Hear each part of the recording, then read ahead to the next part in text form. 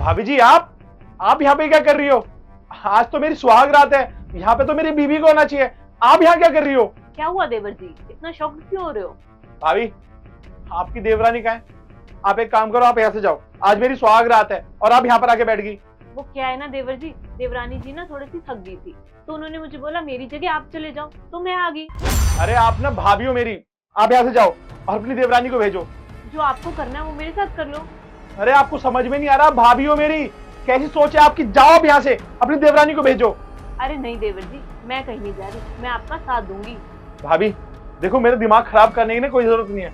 आपको समझ में नहीं आ रहा मैं क्या बोल रहा हूँ? आप जाओ यहाँ से, बिल्कुल अच्छी नहीं लग रही आप यहाँ पे बैठी हुई। अरे देवर जी, मैं कहीं नहीं जा रही, जो आपको करना है मेरे साथ कर लो। तुम्हें बिल्कुल भी शर्म नहीं आ रही है?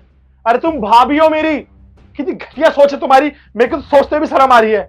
क्या देवर जी, घटिया सोच? घटिया सोच तो आप रखते हो, जो लड़कियों के बारे में इतनी गंदी गंदी बातें करते हो। क्या भाभी, क्या घटिया सोच है मेरी? और क्या कर दिया मैंने जो आप बोले जा रही हो? बताओ बताओ। इतना ना मासूम बनने की जरूरत नहीं है। जो तुम अपने दोस्तों से बात कर रहे थे ना, मैंने सारी अपने कानों से सुन ली है। और भाई तुम्हारी तो शादी हो गई, कितनी खुशी की बात है। और ऊपर से आज सुहागरात भी है तुम्हारी। ऐसी सुहाग रात ना मैंने बहुत बनाई है, कॉलेज में, स्कूल में, हॉस्टल में, इवन ऑफिस में। शादी तो मैं इसलिए कर रहा हूँ ताकि इस लड़की से अपने घर के काम करवा सकूं, नौकरानी बना सकूं।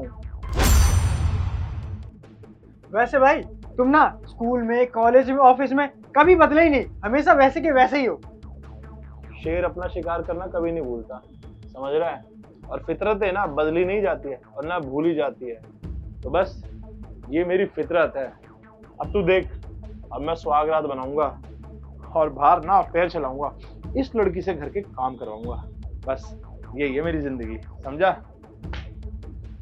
देवर जी इतनी घटिया सोच रखते हैं, मुझे तो आज पता लगा। मुझे कुछ करना पड़ेगा। बस इसीलिए देवरानी जी को ना मैंने मम्मी जी के पास छोड़ दिया और मैं यहाँ पे आ गई आपको सबक सिखाने। अब आप खुद बताइए देवर जी, इस घटिया हरकत के लिए मैं आपको चाटा मार सकती हूँ? अरे आप एक लड़की से शादी करके आए हो और आपने पता नहीं कितनी ऐसी लड़कियों की जिंदगी बर्बाद की होगी। अरे आपकी बीवी है, वो शादी करके आपके घर आई है, अपना घर परिवार छोड़ के आपके साथ यहाँ रहने के लिए आई है, और आप उसके बारे में इतना गलत सोचते हो। मुझे ना बहुत शर्म आ रही है आपको अपना देवर कहते हुए। अब आप मुझे सीधा सीधा बता दो, मुझे आपके साथ क्या करना चाहिए? और अगर आप मेरे साथ कुछ नहीं कर सकते ना, तो आप मुझे बता दो मैं आपके साथ क्या करूं। भाभी जी, मुझसे ना बहुत बड़ी गलती हो गई है, प्लीज मुझे माफ कर दीजिए। देखो देवर जी, गलती तो आपसे हुई है, लेकिन मैं इस गलती के लिए आपको माफ नहीं कर सकती। सजा तो आपको मिलेगी, क्योंकि आपने इतनी घटिया हरकत तो की है। और अगर आपको माफी मांगनी है ना, मेरे से नहीं, अपनी बीवी से जाके मांगो, क्योंकि बुरा तो उसे लग रहा होगा ना। और आप जैसे लड़के लड़कियों को समझते क्या है? उनके दिल में कोई फीलिंग्स नहीं होती क्या? उनके पास दिल नहीं होता क्या? अरे वो आपके लिए अपना घर परिवार छोड़ के आई है, और आपको उसकी कोई वैल्यू ही नहीं है। भाभी प्लीज, मुझसे बहुत बड़ी गलती होगी, मुझे अब रियलाइज हो रहा है। प्लीज मुझे माफ कर दो। और मैं अपनी वाइफ को ना इतनी इज्जत दूंगा, इतना प्यार दूंगा कि उसने कभी सोचा भी नहीं होगा। और भाभी मैं ना आपसे एक छोटी सी रिक्वेस्ट कर रहा हूँ, यहाँ पे जो कुछ भी हुआ है ना, इसके बारे में घर में बाहर मत बताना। अगर मम्मी पापा को पता चलेगा कि मैंने ऐसी हरकतें करी अपनी लाइफ में, अपने पास्ट में, तो मेरी सारी इमेज खराब हो जाएगी। और मेरी बीवी को जब पता चलेगा कि उसको ऐसा पति मिला है, उसके ऊपर तो दुखों का पहाड़ टूट जाएगा। शादी करके आई है, उसको ऐसा पति मिल रहा है। प्लीज भाभी, ये वाली बात ना यहाँ से बाहर नहीं जानी चाहिए। आप जैसे लोगों की ना बिल्कुल घटिया सोच है, और आप जैसे लड़की ना लड़कियों की कदर नहीं करते।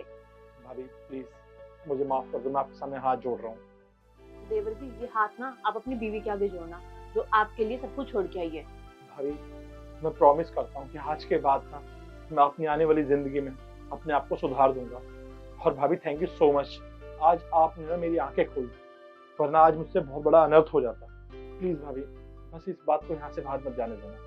ठीक है देवर जी, ये बात ना किसी को पता नहीं लगेगी, लेकिन आगे से ऐसी गलती करने से पहले ना एक बार सोच लेना, तुम्हारे घर भी एक लड़की रहती है, तुम्हारी बहन। ठीक है भाभी, मैं आइंदा से ना ऐसी गलती कभी नहीं करूँगा और मैं आपसे माफी मांगता हूँ।